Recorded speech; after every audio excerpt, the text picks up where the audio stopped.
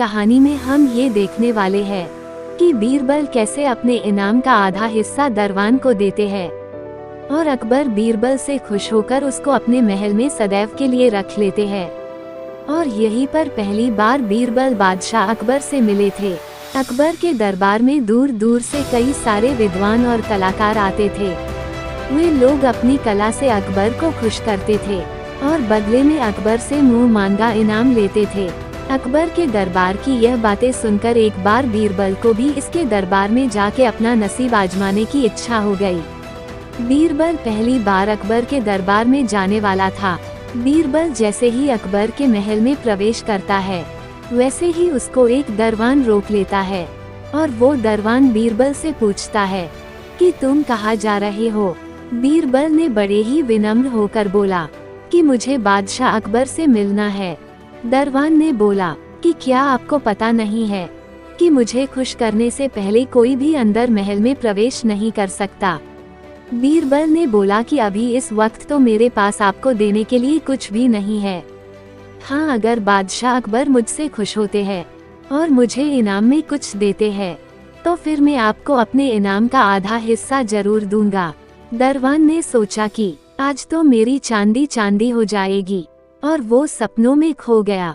फिर कुछ देर बाद दरवान ने बीरबल को अंदर महल में जाने की अनुमति दी और कहा कि वापस आते समय अपना वचन याद रखना और मुझे अपने इनाम का आधा हिस्सा जरूर देना। बीरबल ने कहा जी जरूर याद रखूंगा। बीरबल इस वक्त पहली बार बादशाह अकबर के दरबार में गया था, पर वो बहुत ही ज्यादा बुद्धिशाली था। उसने अपनी कविताएं और बुद्धिमानी की बातें करके न केवल अकबर बल्कि सारे दरबार को खुश कर दिया। अकबर बादशाह ने खुश होकर बीरबल को इनाम में जो चाहिए वो मांगो ऐसा कहा। बीरबल ने कहा अगर आप मुझसे खुश हो तो फिर मुझे चाबुक के 100 फटके दीजिए।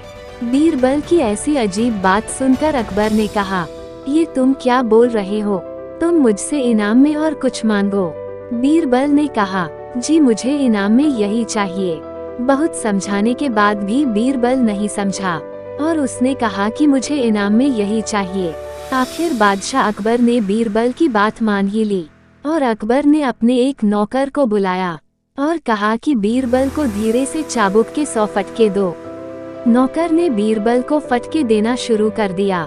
जैसे ही 50 फटके पूरे हुए, बीरबल ने नौकर से कहा कि अब तुम रुक जाओ, मेरा एक भागीदार बाहर खड़ा है।